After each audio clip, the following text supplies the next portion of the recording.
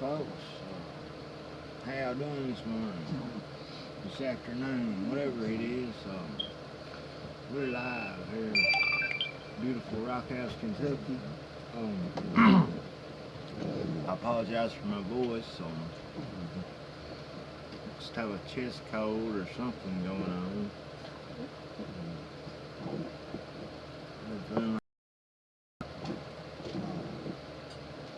Been sitting here working really hard trying to put this show together. I realized that I should have been on here Friday night, but hey, I was tired. I stayed out in that heat all day Friday evening, and when I got home, I wasn't able to do anything, to tell you the truth. I know you hear Roscoe under my desk. Seems like a big monster. Yeah, that's Roscoe.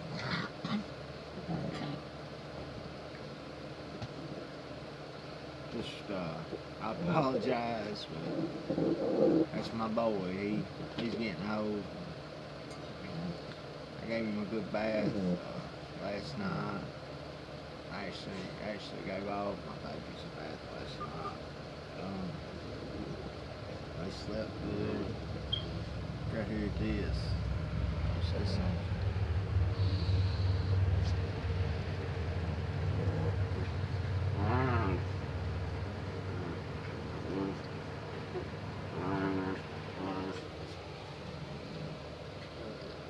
Yeah, that's what I have to look forward to.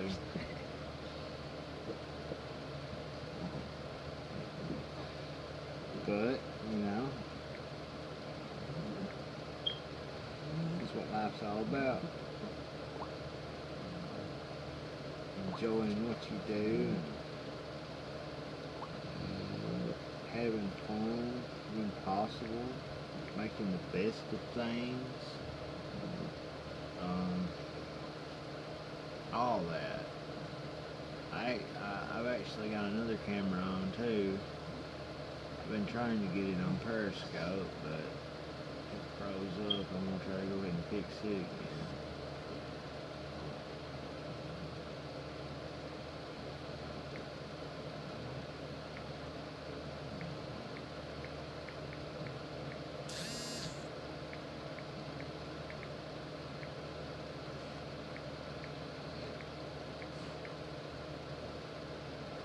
So much going on in the world of news.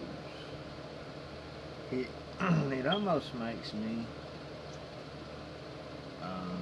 discouraged about pursuing activities or even trying to further my career in this media stuff.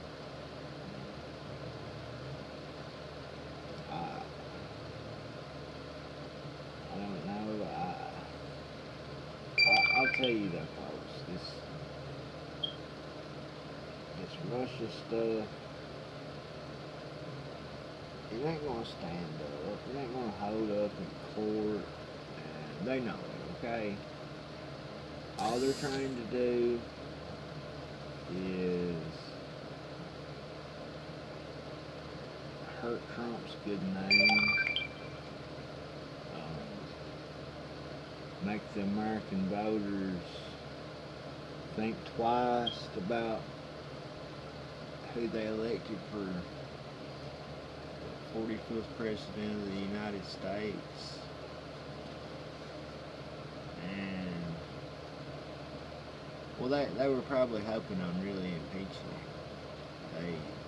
As much as they've tried to set him up with. As we found out, or I found out on Friday, that Russian lady lawyer who met with Donald Trump Jr. at Trump Tower back in, I think, April it was, she had a lot of ties to the Obama administration. She had a lot of ties to Democratic Party. She was in this country on an expired visa. So, I mean, that just tells you right there that was nothing but a setup, hook, line, and sinker. And not only did none of Trump's confidants not do anything wrong or illegal,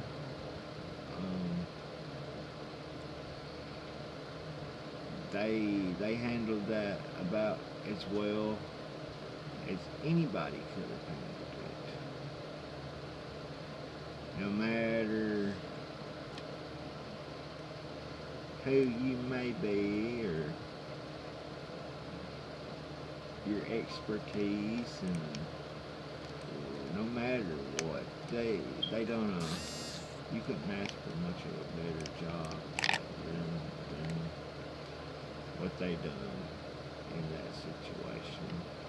And you know that they probably thought something was weird because some strange lady calls Donald Trump Jr. and wants to arrange a meeting with him to give him dirt on Hillary Clinton. Then when she shows up for the meeting, she don't want to talk about incriminating evidence or incriminating information against Hillary Clinton. Instead, she wants to talk about opening up the American adoptions from Russia. Yeah,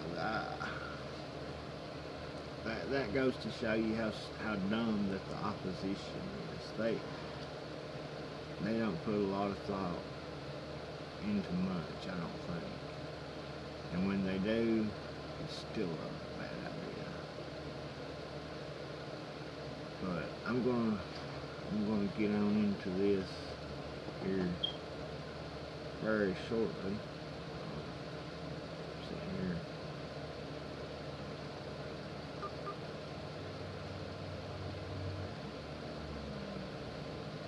Getting Periscope ready.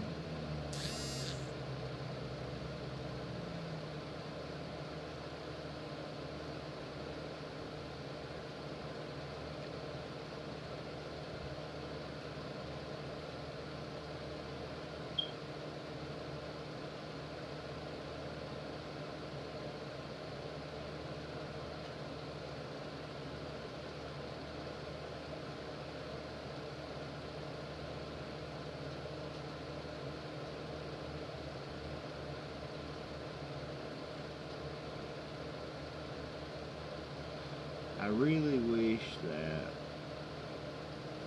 we could gain some more viewership some way. I've been putting so much into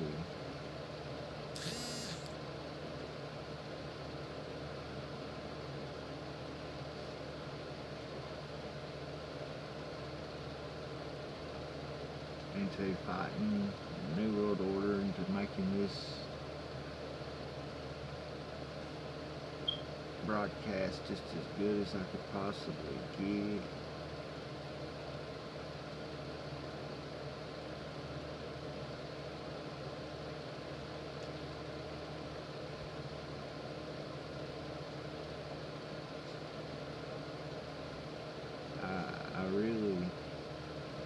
I really do put a lot of effort into this stuff,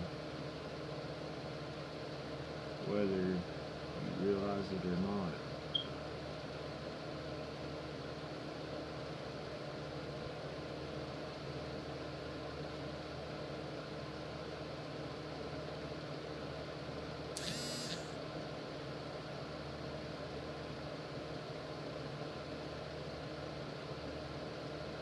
But yeah, that whole case dealing with Shelley Stone and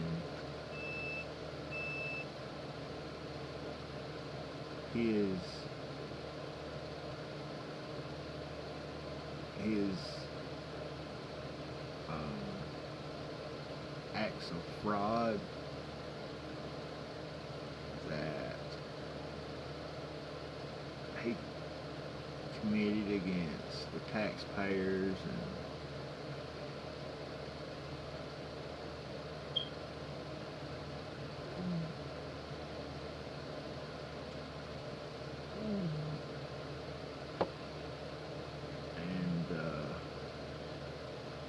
really just the American people. I mean,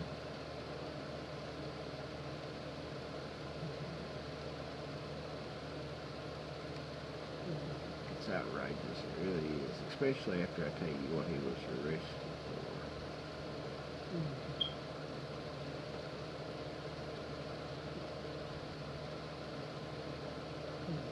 There really is a double standard, though, folks, for the people who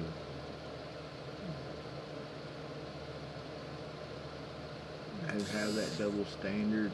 They're really the real, literal untouchables. I know that y'all remember that show.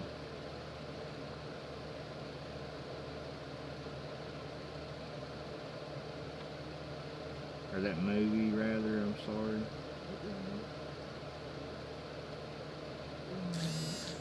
But that was who it should have been based on.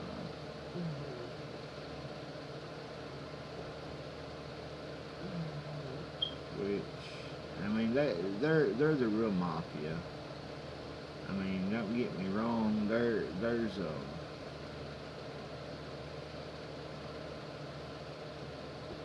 There's mafia in every group, okay? But when you have a member of a mafia writing your laws, then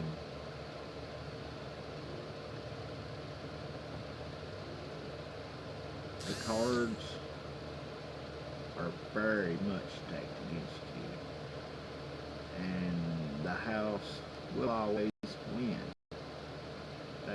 That known fact.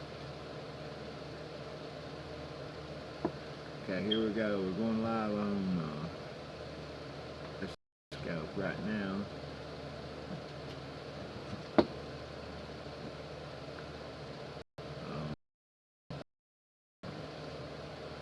I'll retweet that on Twitter.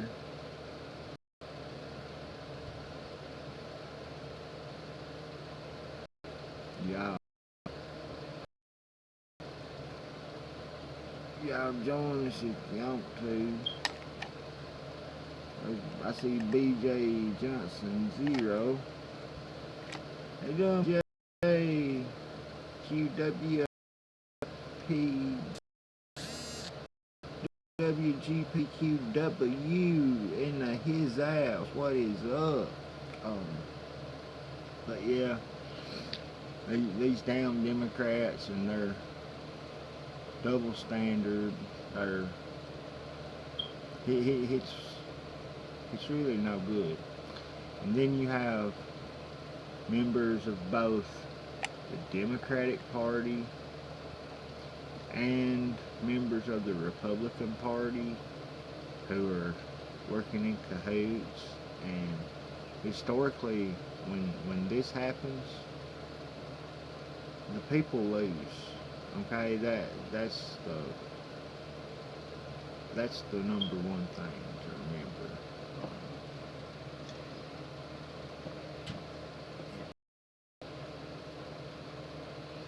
It's hard to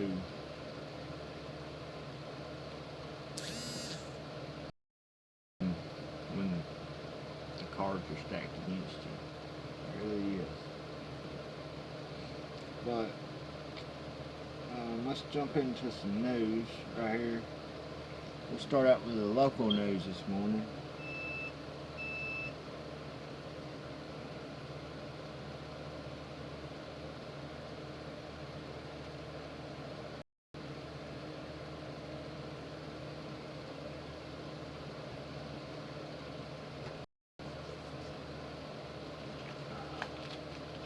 Laurel County murder suspect arrested.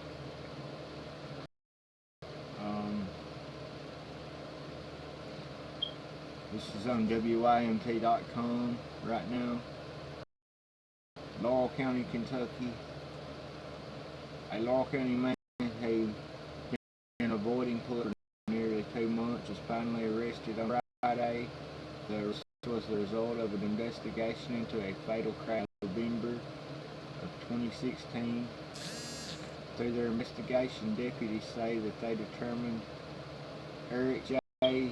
Cassidy, 34, of Lilly, was driving under the influence of drugs when he crossed the center line, hitting another car and killing King of Barberville. On May 25th, an indictment warrant was issued charging Cassidy with murder, DUI, and persistent felony offender. Deputies say Cassidy has been evading arrest since that day. On Friday, the United States Marshals Service received a tip about Cassidy's whereabouts and contacted the Laurel County Sheriff's Office. Deputies arrested Cassidy on Watch Road, southeast of London. He was booked in the Laurel County Detention Center. There's a look at that guy, if y'all can see him. Let me work on my equipment a little bit.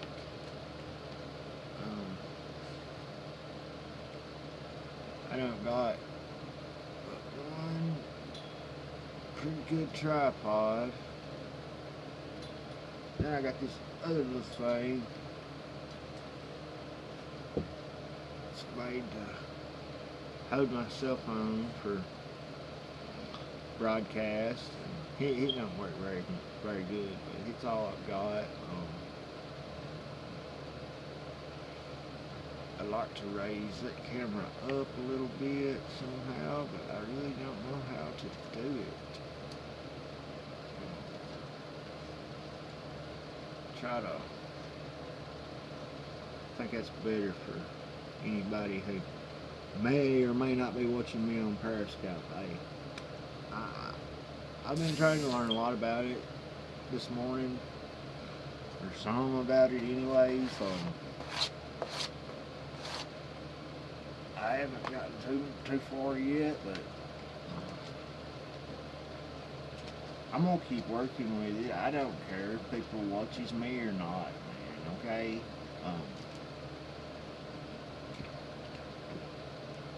Look, I basically wasn't supposed to have lived a year, according to my doctors, when I was a baby. So instead, I've lived over 33 and a half years. I have been cured of one of the worst childhood cancers known to man. It left me with 1 kidney and 3 to 4 feet of my lower intestines being taken out. I wore a colostomy bag when I was like from the age 2 to about 3 or 3.5. So hey, if I die today, I will feel so blessed to have been here as long as I was. But yeah, I'm probably not going to be here much longer. No way. I understand that. It seems like my health has been fading more and more right here lately. So this is just kind of my way of expressing my feelings educating people on real politics. I don't even think people pay as much attention. Like, okay, you have all these political people committing all these crimes. Hillary Clinton, uh, selling what, a third of our uranium to Russia, a quarter of it, whatever, something like that.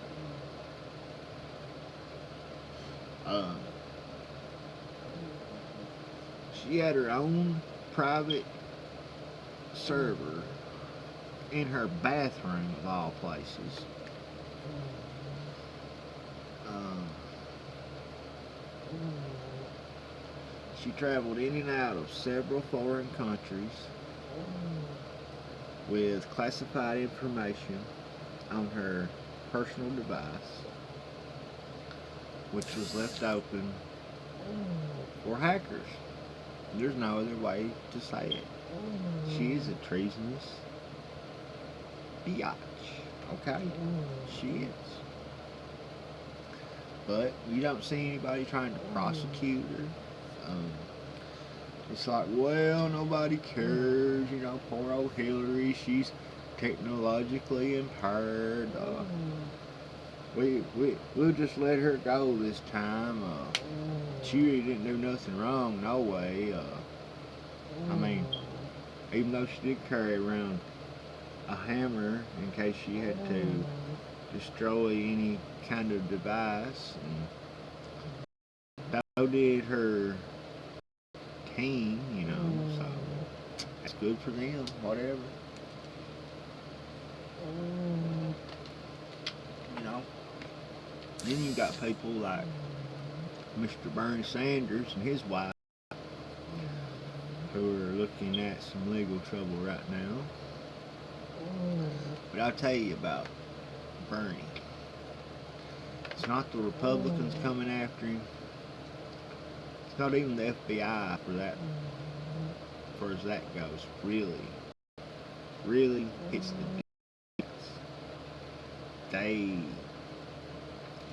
don't want Bernie compromising another election, costing the Democrats votes in another important election, especially a presidential election. Hey, Bernie Sanders were ticked off, man, because Hillary did steal it from him. That was the only time in my lifetime which I can remember someone winning a voterless caucus, okay? And you can write that down because that really happened, folks.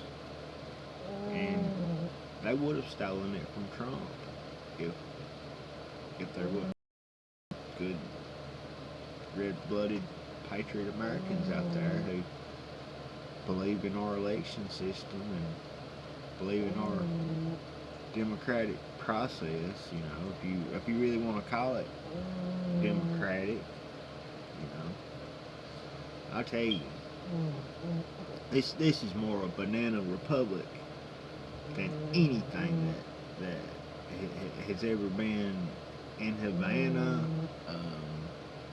or anywhere. And this is supposed to be the freest, most best country in the world. However, folks, that is just an illusion. I mean, yeah, we probably got it good, you know, compared to some of these people in these countries and stuff, but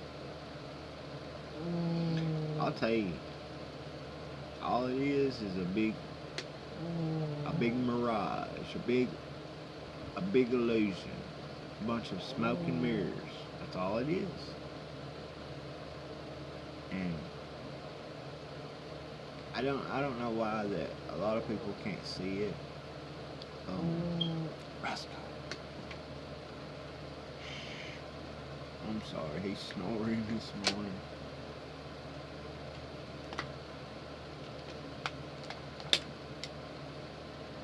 But yeah,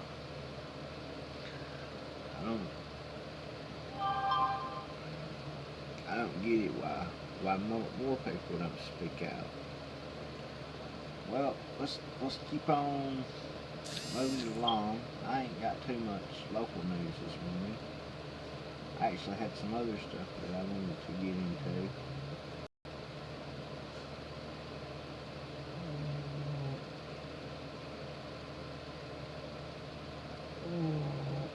A second Bell County escaped inmate caught by police.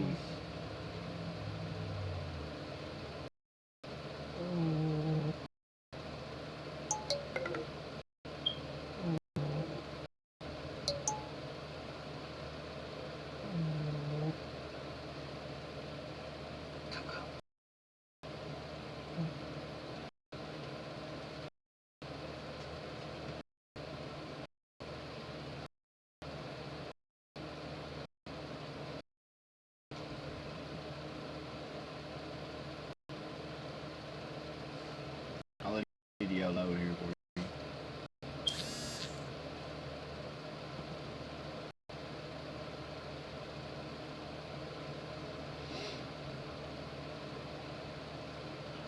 Met this Kia man that done this ad that he paid WYMT for.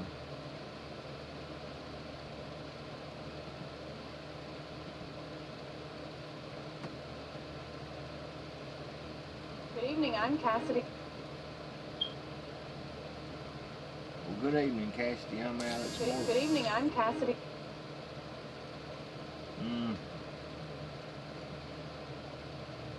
I'll just let it load. Good evening, I'm Cassidy. Strickland, a Bell County inmate who escaped nearly 2 weeks ago, was found this evening by police. They say it happened after they received a tip he was at a residence in Middlesboro. When police arrived, they found Tommy Smith and another inmate, Clark, from the Bell County Detention Center Sunday, July 2nd. Their led officers high-speed chase, ending with one vehicle being abandoned. Clark turned himself in 2 days later, saying he was tired of being on the run and wanted to do the right thing. Smith was facing several drug charges before he escaped. He now faces additional escapee charges.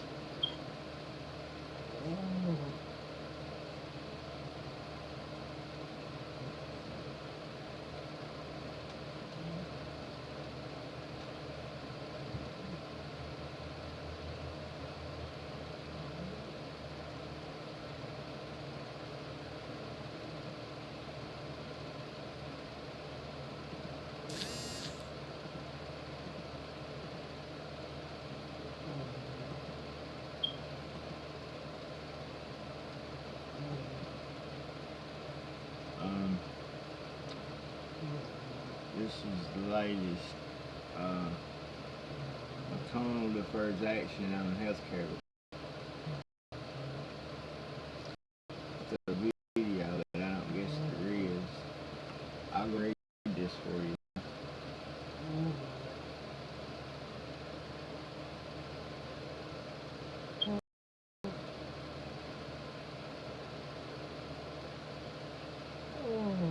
Phoenix, AP. Majority Leader Mitch McConnell says he will delay consideration of health care legislation in the Senate.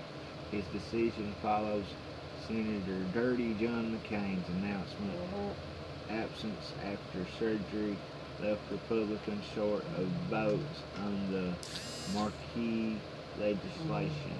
McConnell's announcement amounts to another setback for GOP efforts promoted by President Donald Trump to repeal and replace Obamacare after years of promises. McConnell issued his statement not long after McCain's office disclosed that he had undergone surgery to remove a blood clot from his left eye. Donors are advising McCain stay in Arizona next week to recover.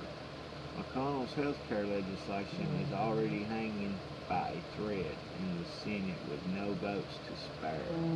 McCain's absence means it will be impossible for the majority leader to round up the votes needed to move forward with the bill next week as planned.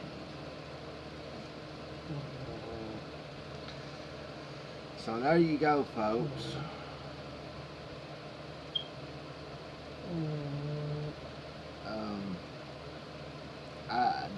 They're not going to pass no legislation for health care this year. I don't think.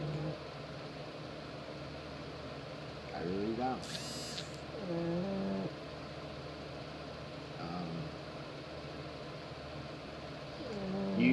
You got a. I'll tell you what you got right now in the House and in the Senate. You've got disruptive Democrats, and you've got do-nothing Republicans, which are working in cahoots.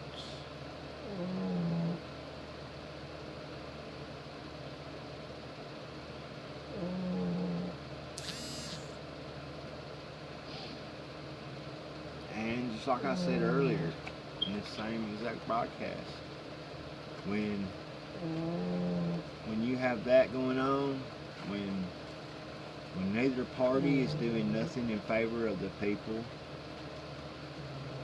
and there's nothing but like there's nothing but disruption and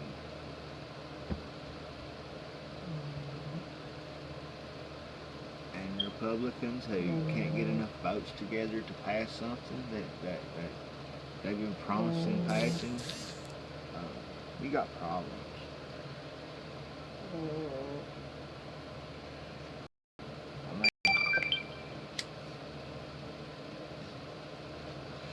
I know that it's hard, to get the votes you need in the Senate to pass bills and stuff like that. I know that. But let me tell you something. The Republicans did it easy on themselves by trying to pass this particular health care bill. There's stuff in it that's as bad or worse as Obamacare. And that's just what little I've read about it. I've not read very much at all. I have read enough to know that they're looking at cutting Medicare by anywhere from a third to 50%, I'm thinking. And to me, if they were to simply repeal it and let the free market come back in and take over, that would be better than nothing. That beats policyholders in certain states paying up to $4,000 a year for their Obamacare.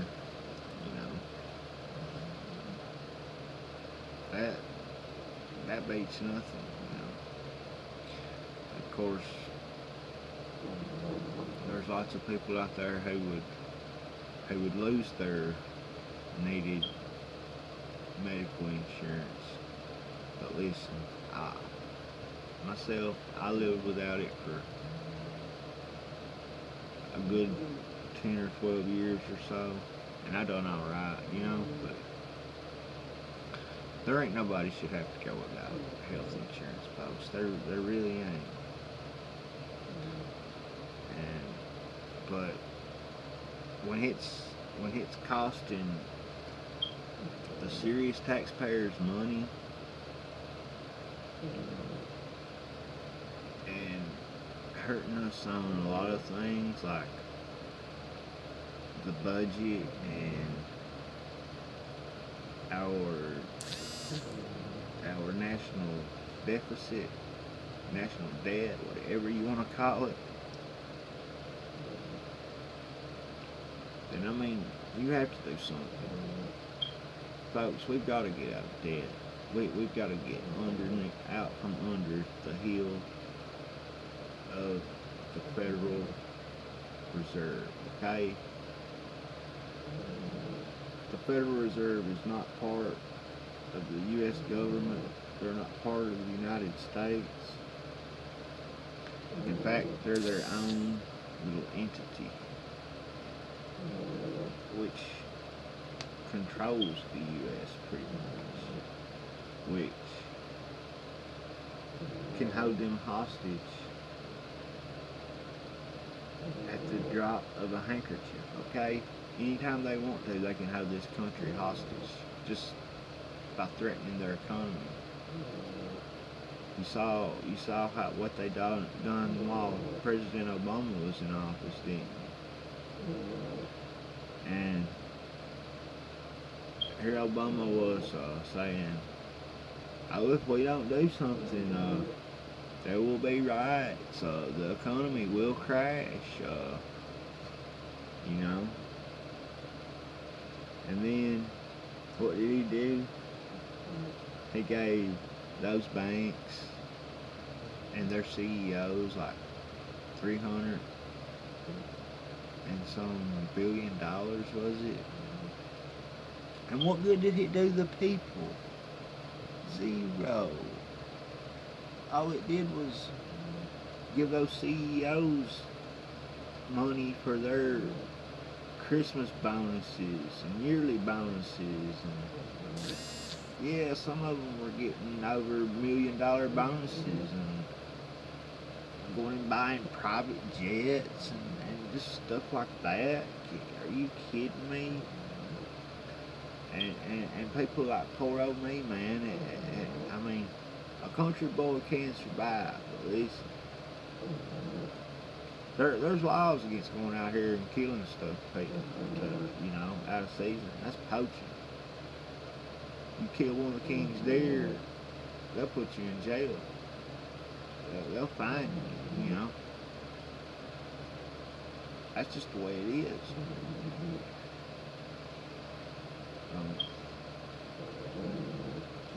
It's a sad, sad world that we live in.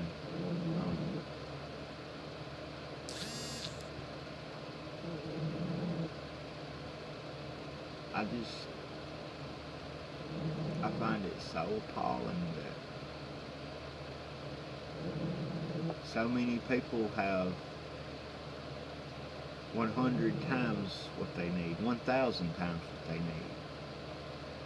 And then people around here like us don't have 1/10 of what they need. They don't get the proper nutrition that they should get.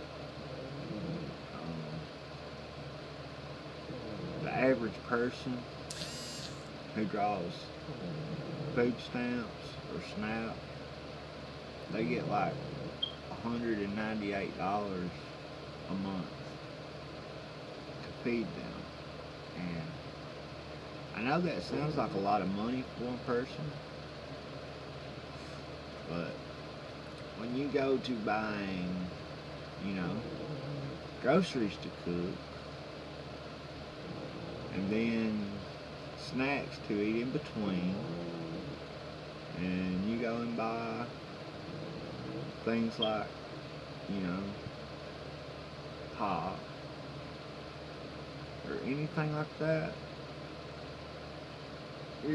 you're not going to get half of the stuff you need. You're going to get about 2/3 of the stuff that you must have. I'm telling you, folks, I'm not for living off the government. I'm really not. Instead of making it so necessary for people to live off the government should make people more self-efficient, more able to do for themselves, and then maybe they would be less dependent on the government, if you ask me.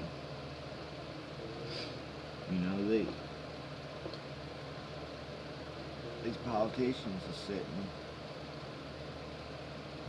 complain all the time how all these poor people gets all this government assistance, But But what does the government do for these people to make them less dependent on the government? They don't do nothing.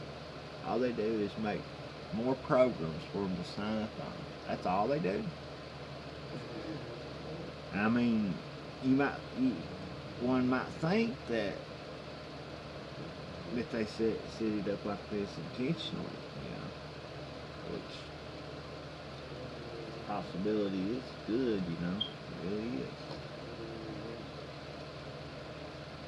Especially when you know what's went on before in history.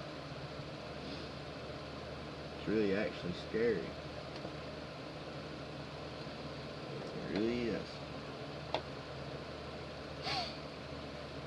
But the government, they won't stage no incidents. They wouldn't take the Gulf of Tonkin.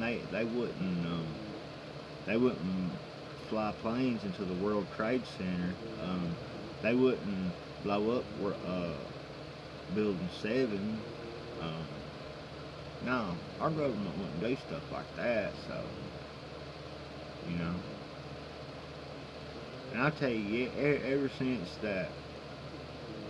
9/11, there have been people waking up more and more every day.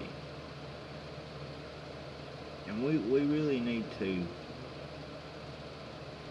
thank our lucky stars for opportunities like that. Before 9/11, I never thought of conspiracies. I never, maybe JFK, but you still wouldn't think. You wouldn't think the damn government agency would conspire to assassinate the president. I mean, that's one of them duh cases. They just wouldn't do something like that. But come to find out, Obama sealed the records that was supposed to have been released in 2016, 2015, whenever it was. He sealed those records for another 20 years after they'd already been sealed for about 65 years. He thought he better go ahead and seal them another 20 years. And I'll tell you something. Obama wasn't nothing but a plant. He wasn't nothing but a damn foreign spy put into office to bankrupt this country, to cripple our people, to support this radical socialistic movement,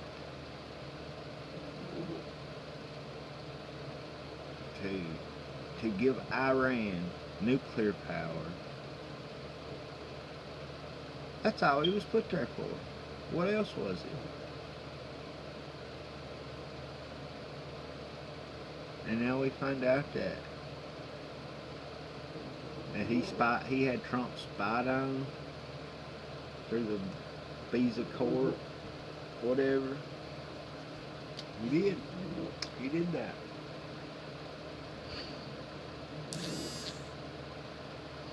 And when it comes to this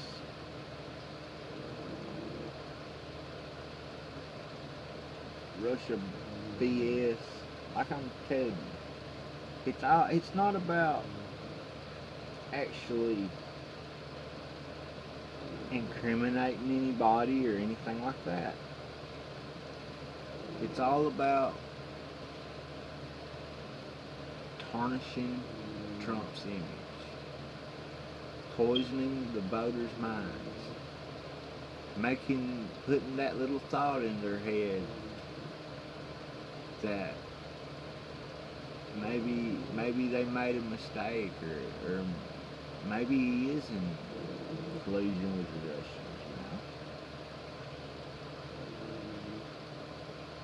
Who knows?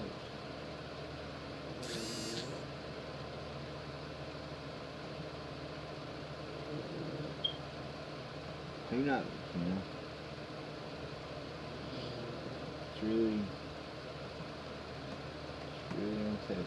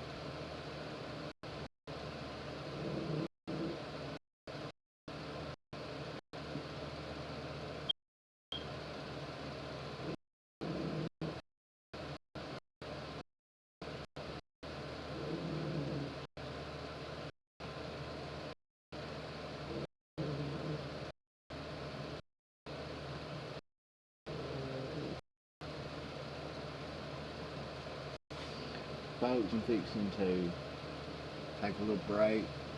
I'm going to have to hit the bathroom. I won't be 1 minute here in just a minute.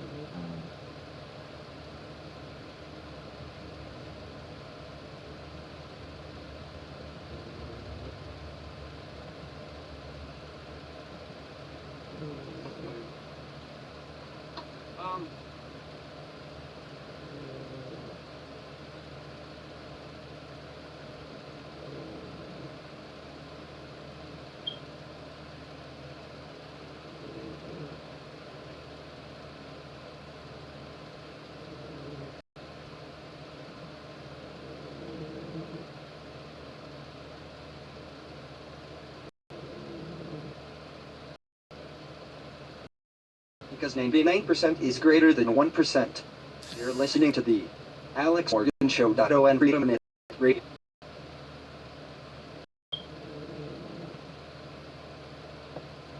Been here a few weeks, and don't get when you do a country that you don't live in, especially one that's this far away from where I live. I don't get here as often as I do, say, countries in Europe. Because it's so far and it costs a lot more money to get here, so it'll be like it's been sort of an every other tour thing for us, and I tried really hard to get here. And love Byron, love doing that festival, but I over the time that you spend away from home, you read papers and you watch the news and you sort of pick up on what's going on. Over the years, one of the things I've learned about this country is there's a big space in the middle of it where not many people live, but where the majority of the money the country comes from. And it's because there's lots of things under the ground that is worth a lot of money to some people somewhere. And trillions. Probably not all of you are cleaning up on that stuff out there. Somebody is, and there are jobs. But it's really, really important to remember that the people that come to where you live and take stuff from beneath your feet don't always have your best interests in mind or in their hearts. It's just one of those deals, and they never really gone in the United States, except for a few that are trying to fight back now. But the United Mine Workers stood up and fought in Kentucky and West Virginia and Pennsylvania, and basically it was decided that coal wasn't worth taking out of the ground anymore. And then, black stuff that from under the ground's become more valuable as we're running, taking coal from those mines, those very same mines that they closed, and there's no union at all. We're doing less money and in more dangerous conditions than they ever have before. And that's what you've got to look forward to if you let your unions die. This is called the mountain.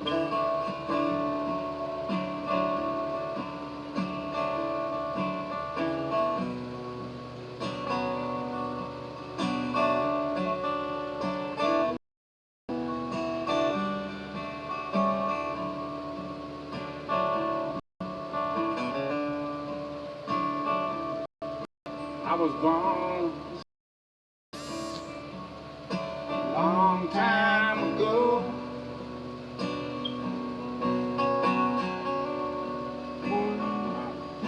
Well, they knocked down the timber and they stripped mine of coal. Heroes in the morning, oh, it was right.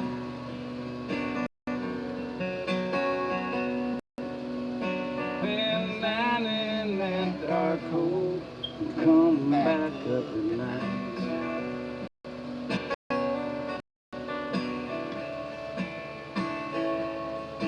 I was born on this mountain's my home, and she holds me, keeps me from worrying.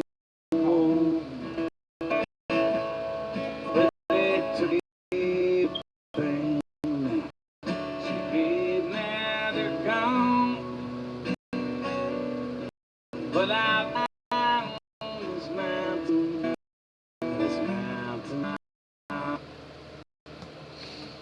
Well, that's enough of that. We'll get back to some. I apologize. I did have to visit the little boy's room.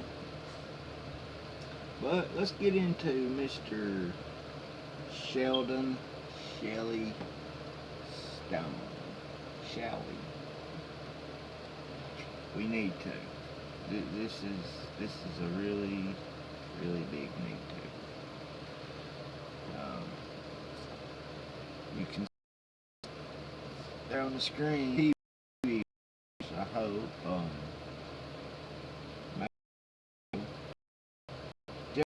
Sheldon's Benjamin Weiser and Susan Craig on November 30th, 2015. From the New York Times. Sheldon Silver, who had a seemingly intractable grip on power for decades as one of the most feared politicians in New York State, was found guilty on Monday of federal corruption charges, ending a trial that was the capstone of the government's efforts to expose the seamy culture of influence peddling in Albany. The verdict was a quick and unceremonious end for Mr. Silver, who, during his more than 2 decades as the state assembly speaker, displayed a Teflon-like quality in deflecting questions about his outside income as well as calls for his ouster. Mr. Silver, 71, a Manhattan Democrat, was convicted on all 7 counts against him. The charges of honest services fraud, extortion, and money laundering stem from schemes by which he obtained nearly $4 million in exchange for using his position to help benefit a cancer researcher who two real estate developers. The son of a hardware store owner on the Lower East Side, Mr. Silver was known as a poker-faced negotiator who often got his way during budget negotiations, sometimes by simply holding out the longest. At the end of time, he was also a fierce defender of New York in the state capitol. As a result of the conviction, he must automatically forfeit the assembly seat to which he was first elected nearly 40 years ago. The verdict came on the jury's third day of deliberations after a 5-week trial in federal district court in Manhattan. When word came that a verdict had been reached, Mr. Silver fidgeted in his chair, clenched his jaw, shook his head, sighed, and glanced towards Preet Baharia, the United States Attorney for the Southern District of New York, who had taken a seat at the rear of the courtroom just before the verdict was read. After the fourth guilty pronouncement by the jury forewoman, Mr. Silver's shoulders sagged visibly inside his baggy navy blue suit. No sentencing date was set, but he could face up to 20 years in prison on each of 6 of the 7 counts. His lawyers indicated that they would file motions to challenge the verdict. Stephen F. Mallow, one of Mr. Silver's lawyers, said the defense was, quote, obviously disappointed by the verdict, and we intend to file vigorous post-trial motions seeking to set it aside. We'll take it from there, end quote, he continued. Reporters mobbed Mr. Silver as he was leaving the courtroom. He said he was, quote, disappointed, end quote, in the verdict, and went on to say, quote, ultimately, I believe after we file the legal challenges, we will have a different result, end quote, he added. Asked by one reporter what he would say to constituents who had supported him over the years, he responded, quote, thank you, end quote. His lawyers had guided him through the crowd and into an awaiting black sedan. Mr. Baharia released an equally succinct statement after the verdict, quote, today Sheldon Silver got justice, and at long last, so did the people of New York, unquote. Mr. Silver is the most predominant in a parade of state lawmakers who we have convicted by Mr. Baharia's office. Mr.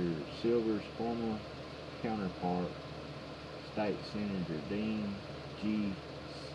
Skelos, a Republican from Long Island who served as Senate Majority Leader, is also being tried on federal corruption charges. His case, which also includes Mr. Sheldon's son, Adam, entered its third week on Monday. For portions of his tenure as Speaker, Mr. Silver maintained a vise-like hold on the Assembly, withstanding the rare challenge from Democratic colleagues and brushing all their criticisms of his performance. He was faulted for his handling of 2 sexual harassment allegations. In 2013, a state ethics report criticized him for covering up accusations of sexual harassment against Assemblyman Vito J. Lopez. Mr. Silver also stood out in financial disclosure reports that showed him to be one of the largest earners of outside income among New York state politicians, reporting that he had been paid hundreds of thousands of dollars a year by a law firm, Witts and Luxembourg. The arrangement would become one of the focal points of the government's case. At Mr. Silver's trial, the government presented evidence that prosecutors said showed he had orchestrated 2 schemes through which he obtained nearly $4 million in illegal payments for taking official actions that benefited a prominent cancer researcher, Dr. Robert N. Todd at Columbia University, and two New York real estate developers. Testimony and other evidence showed that Mr. Silver had arranged to have the state health department award 2 grants totaling $500,000 to Dr. Todd, whose research focused on mesothelioma, a deadly form of cancer related to asbestos exposure.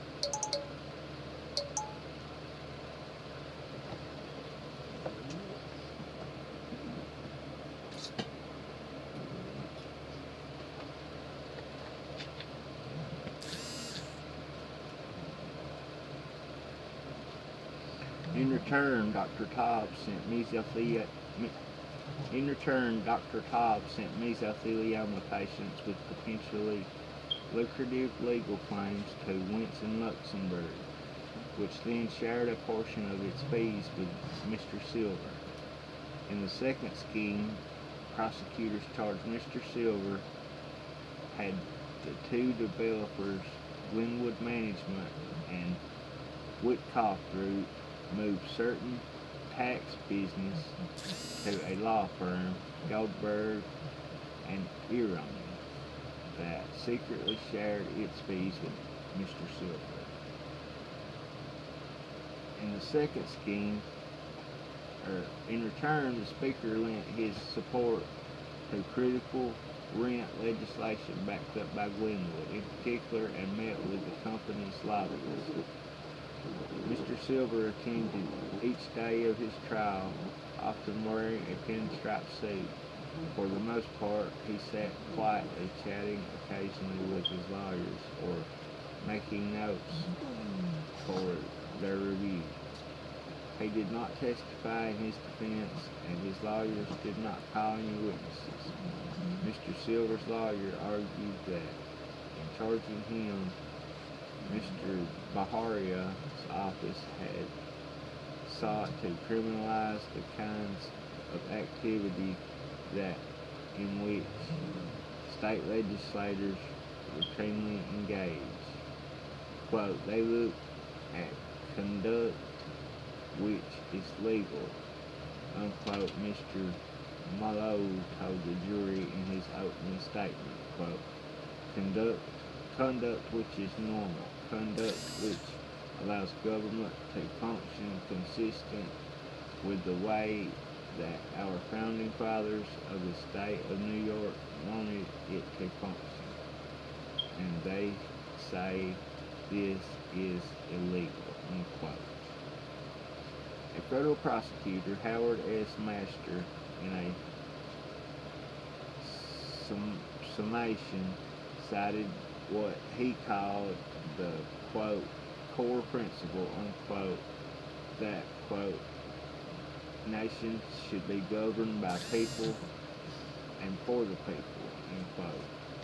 Mr. Silver said, quote, governed using a different model, unquote, Mr. McMaster said. Mr. Master said that about Mr. Silver. Mr. Silver, quote, governed a different model, unquote, Mr. Master said. It wasn't, quote, it wasn't by the people or for the people, he continued. It was by Sheldon Silver, for Sheldon Silver, end quote. Although the deliberations lasted 3 days, they were not without drama. Last week, the jury first convened to deliberate. A juror sent a note to the judge, Valerie E. Caparoni, asking to be excused from the case and saying she was, quote, feeling pressured and stressed out, told that I'm not going to use my common sense My heart is pounding and my head feels weird, unquote. Unquote. I am also stressed out right now that I can't even write normally. Unquote. The juror added, I don't feel like I can be myself right now. I need to leave, unquote. On Monday, a second juror asked to be removed from the case, citing a conflict of interest related to his job. Juror Kenneth Graham, a taxi driver, told the judge he learned during the Thanksgiving recess that the owner of the medallion cab he drove was a good friend of Mr. Silver's and belonged to the same synagogue as the assemblyman. In both cases, the judge kept the jurors on the case.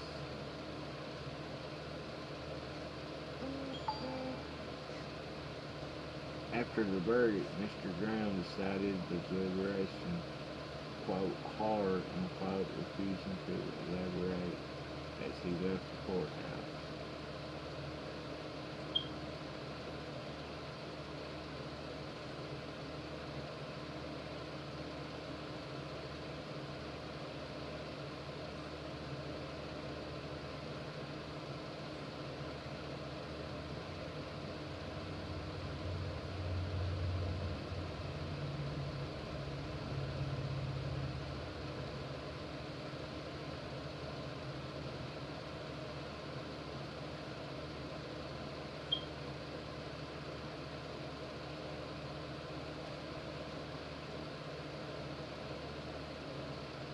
Here's a good point. In an interview outside the courthouse after the verdict, Mrs. Phillips explained how her opinion had changed and allowed her to join the unanimous vote to find Mr. Silver guilty on all counts. She said she had been the only juror who doubted Mr. Silver's guilt first. Quote, there was people who did not want to listen to anything I had to say. Not many, a few. It was tense. I just wanted to get out of there. End quote, she said. But that's the end of that.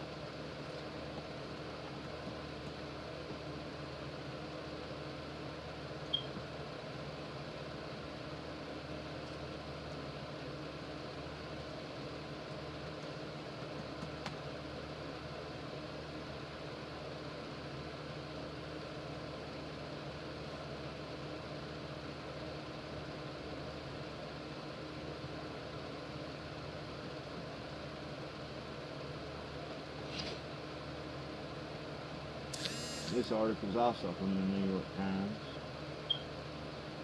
July 13th, 2017. Sheldon Silver, 3 judges overturned 12 jurors. Written by Jim Fryer. Swooping out of a cloudy July sky unannounced was the specter of Sheldon N. Silver, a former Speaker of New York State Assembly and, as of Thursday morning, a former felon. A federal appeals court overturned his conviction for bribery and money laundering.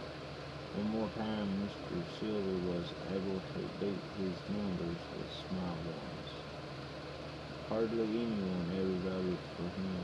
Just 11,455 people in 2014.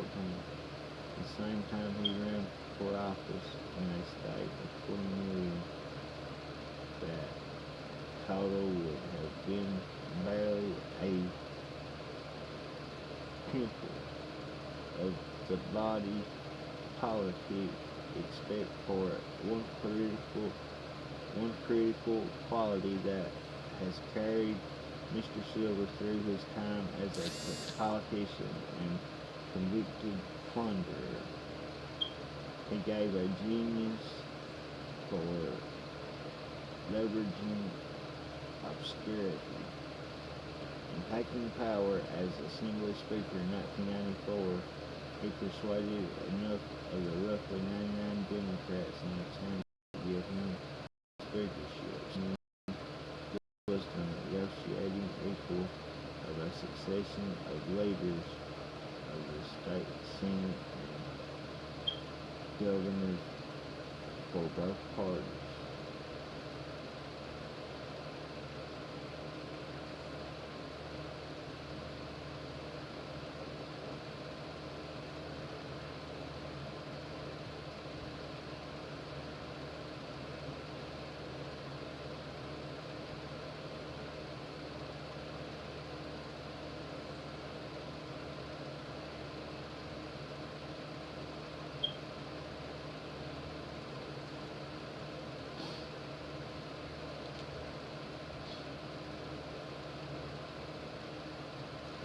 Look now to the criminal case that Mr. Silver has for the moment beaten. The theme continues. Each legislative chamber has a pot of health care money that for a few years the leadership alone controlled. That gave Mr. Silver a wizard's power. A doctor studying mesothelioma, a form of cancer caused by asbestos exposure, sought support from Mr. Silver for research into the asbestos exposure illness. Mr. Silver made 2 grants of $250,000 each to the doctor's work. Now the magic begins. Mr. Silver was able to turn $500,000 of state money into $3 million in private income for himself. Here's how. Mr. Silver held a, quote, job, unquote, with a law firm that specialized in lawsuits on behalf of people with mesothelioma. The use of the word, quote, job, end quote, requires quotation marks as tweezers. It consisted of referring people with mesothelioma to a cut of the law firm's fee.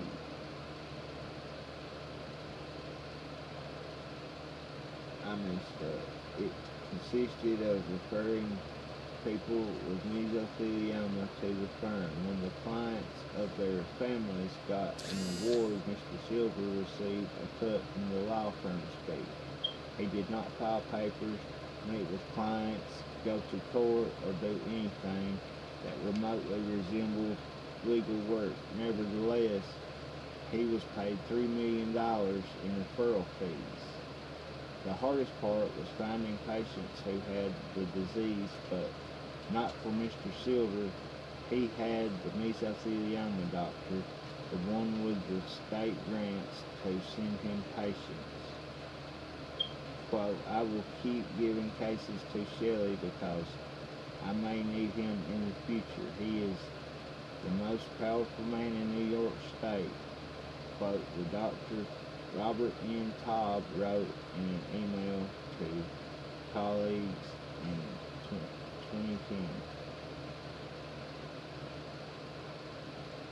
In the office paperwork, the grants look like the kind of research efforts the government might be funding. Altruism was slapped on like a coat of shell. Dr. Taub wrote, quote, as the Bible says, we need to get past the time when each man does it. He's righteous in his own eyes. No enterprise, including patient care, ever grew or succeeded as a result of pure righteousness. Usually, success is propelled by greed, envy, or both, unquote. Mr. Silver's other, quote, job, unquote, there's that word again, was with a tiny law firm that appealed property tax ruling. That firm paid him referral fees for legal business that came from large developers who wanted to keep Mr. Silver happy. The developers wanted Mr. Silver protection for tax breaks and rent files. In all, he was paid $835,000 once again for absolutely no legal work. This might look like straight up bribery, but the federal appeals court found that some of the most blatant official actions by Mr. Silver took place so long ago that they were beyond the statute of limitations. Everyone knew that at the time of the trial that the prosecutors argued that about their actions by Mr. Silver took place in a time to be covered by the law and thus made the whole ugly sequence part of a continuing scheme.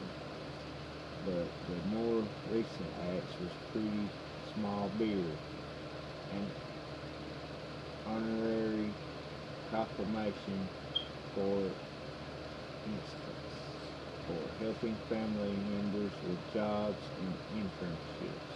A Supreme Court ruling in another case, which came after the Silver trial, held that those kinds of acts might not be covered by bribery law. Had the Silver jury known that, the appeals court ruled it might have not agreed that they were part of a continuing scheme. So 3 judges overturned 12 juries. Once again, Mr. Silver has won with small numbers.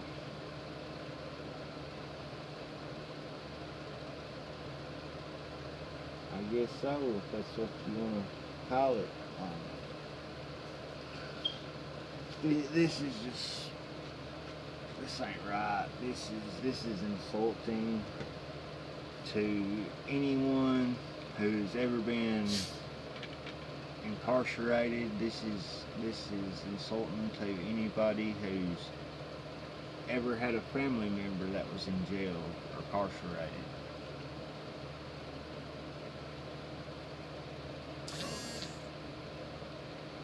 It really is. There ain't nothing else you can say about it.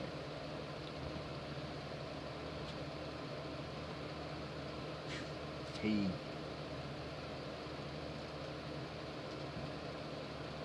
had a huge racketeering system going on right there, and sitting there getting paid for nothing.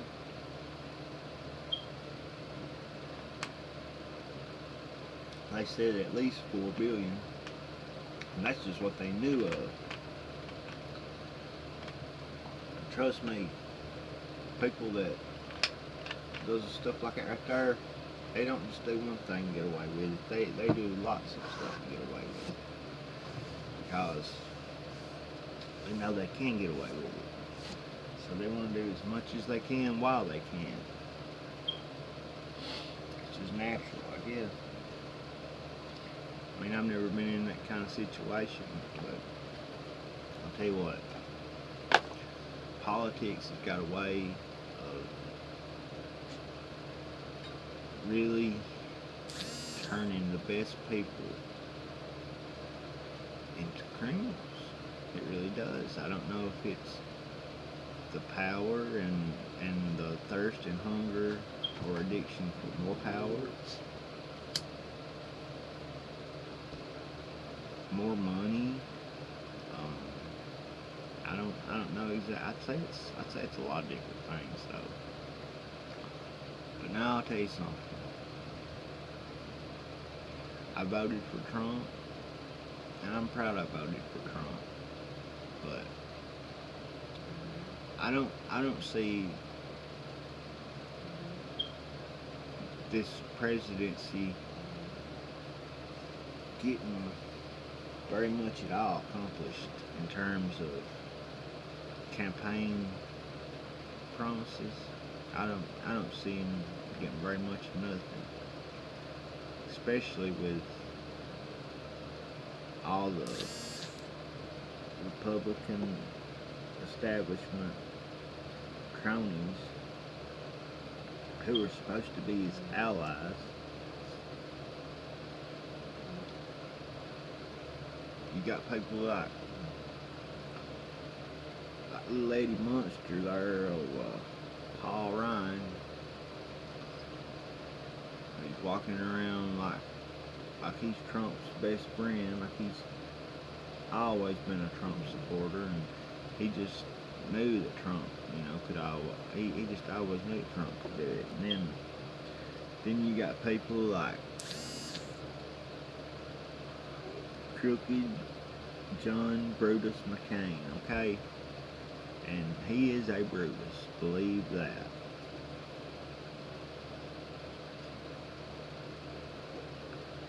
He paid a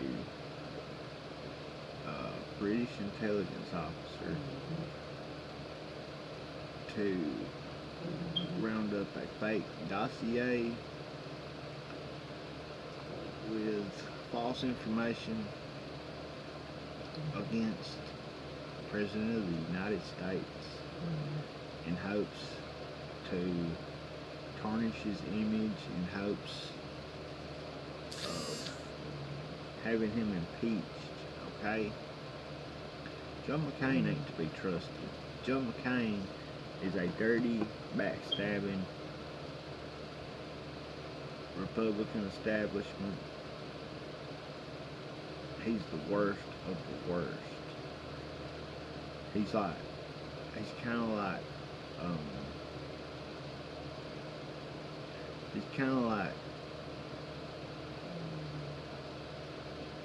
say he's like Bernie Sanders. He's actually worse. John McCain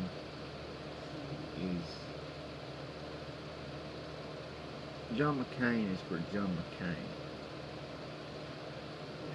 There he is in Arizona having a blood vessel removed from his eye,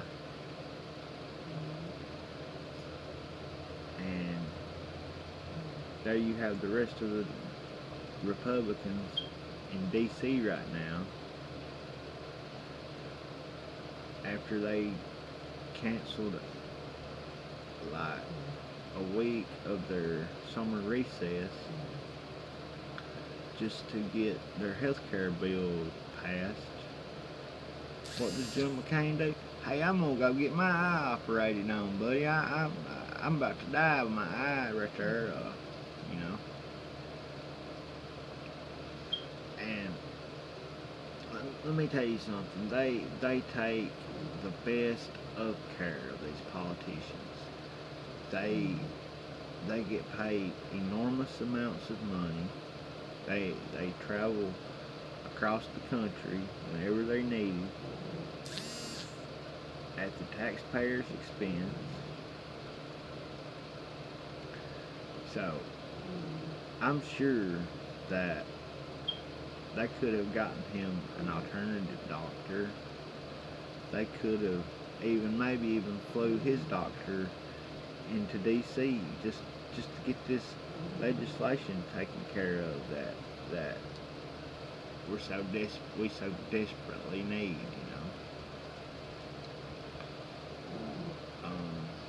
or don't need. I don't know which one. I don't know. I really don't. But now, if I was to have a vote in this health care bill, what little I know about it, I would vote it down. Ted Cruz, he's voting it down. 2 or 3 more. I can't remember right off. Yeah, that's pretty bad when Republicans vote down their own bill, Pretty bad.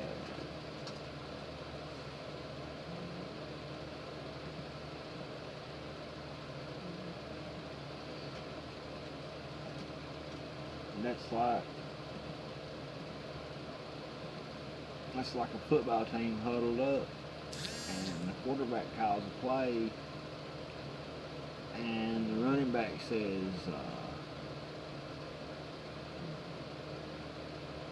no, we can't run it right now. I think we'd be better off to pass it, so let's just pass it. And at the end of the game, fourth quarter, offense on the field trying to run the clock out, So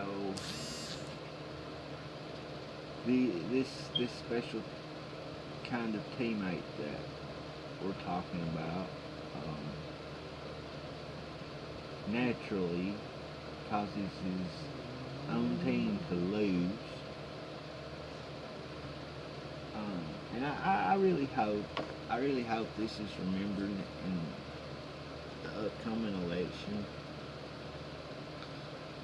There's a lot of these senators, not just on the Democratic side now, but also on the Republican side. These sorry bastards need voted out of office, okay? We need patriots in office, folks. We need good, red-blooded, patriotic Americans writing our bills, voting for our best interest, and exposing their corruption for good, okay? So I really want everybody to be on the lookout for this upcoming 2018 election. Find out who's up for re-election, who will be challenging them for their offices, and gather up their qualities and write them down on a list and compare them and see, really do your homework, folks. You need to make your votes count. You need to make these elections count. These people who sit in office and get paid these big, I don't know, $100,000s of dollars a year to do nothing, pretty much, to do whatever they want, pretty much, all at the taxpayers' expense, all while breaking promises to the American voters. They don't need to be in office. They ain't doing nothing but hurting us. They sure ain't hurting themselves. Let me tell you, if they take our health care away, do you think that they're going to lose their health care too? No, they're not going to lose their health care. They're going to have health care till they die. If nothing else, they'll retire and have it from now on. Okay, they will. I mean, that's just common knowledge. For real, it is. And here us poor people sit. We won't have no insurance. I tell you what, my parents right there.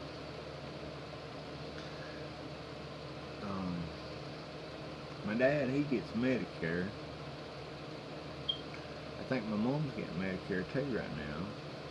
And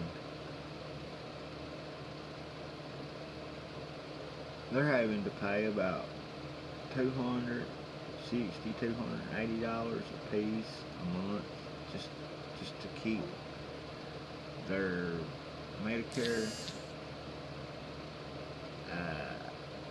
which is coming out of their fixed income Social Security checks. Talk about that. My dad, he draws about 800, a little over 800 a month. Mom, she might draw a little bit more than that, but still.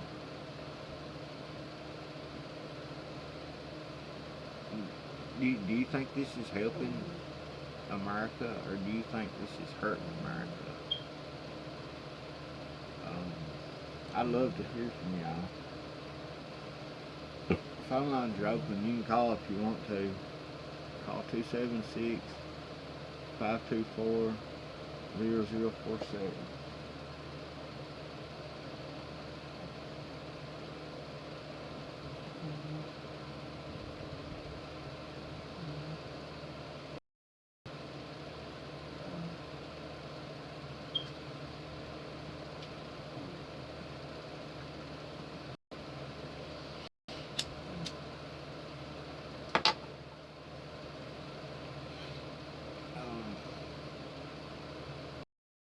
So I got a special announcement that I want to make this morning. I'm going to make me a Facebook video to make it official, but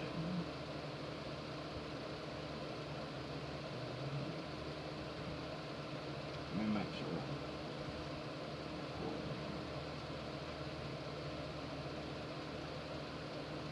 Hey out there, good morning y'all. I'd just like to announce that I will start beginning work on my first book, which will be available in the near year and a half. I really hope to get of y'all for it. That they can definitely miles. You could go to, I would really like it. That's the news. Big news. See y'all later.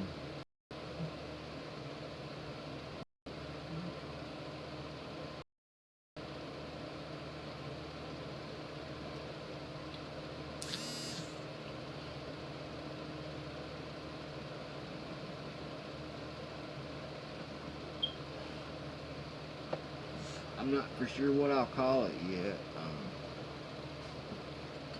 I was thinking about calling it American Political Parties. Duopoly, Dead on Arrival. I mean, that's a pretty good title if you ask me. And I'm going to cover about the last, I don't know, 20, 25, 30 years of politics and events, both, like major news events and like just little small events that turned out to affect us, more than we ever would have thought. And I've got a really strong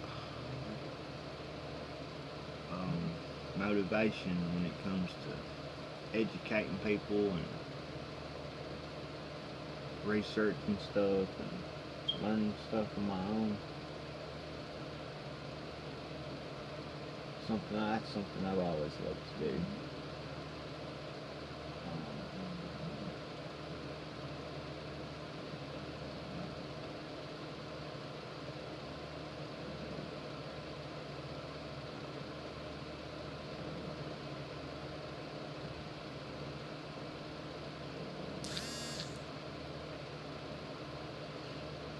This article's on cnsnews.com. Nancy Pelosi calls for the release of quote, all communications, unquote, within Trump's family. Written by Susan Jones, July 13th, 2017.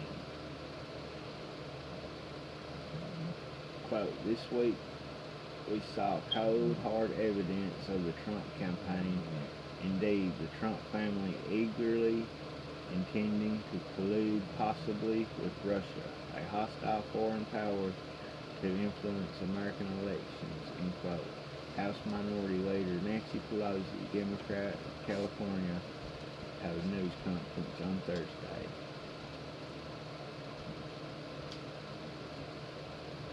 I was hoping that there was a video, but there isn't.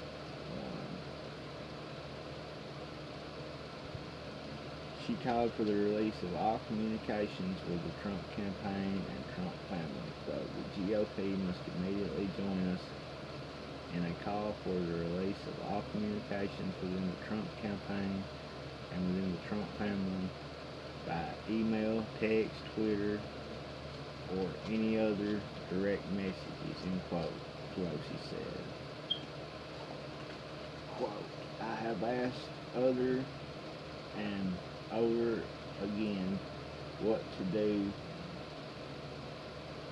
The Russians have politically, personally, and financially told Donald Trump that American people should know, end quote. Pelosi also congressional Republicans enabling Russia assault on democracy, end quote, ended the question of Jared Kushner's security concerns and the development of an out commission.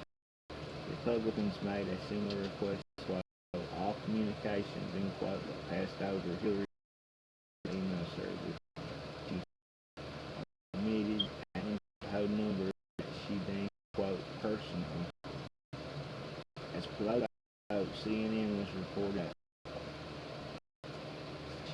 Judiciary Committee Chairman Senator Chuck Grassley, Republican, writing a letter to Donald Trump Jr. asking him to testify next week in public after his meeting with a attorney from whom he could be speaking. A month when America celebrated the nation's vote, the Republican Congress became rulers of the Trump-Russia democracy. Quote, after revelations becoming clearly with a crapper century.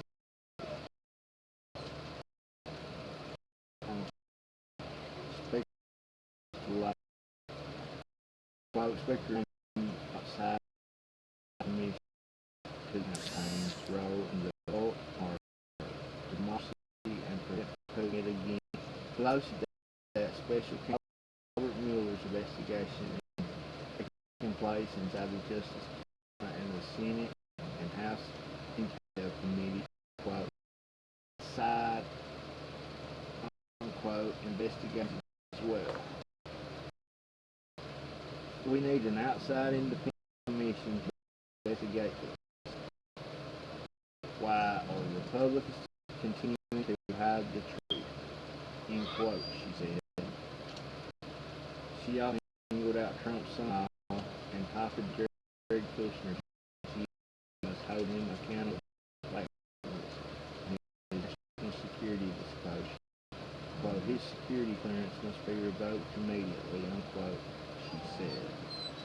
Pelosi hit most of the points made earlier Thursday morning on MSNBC's Morning Joe, where the host and various guests also demanded the revocation of Kushner's security clearance, which would make it impossible for him to work closely with President Trump.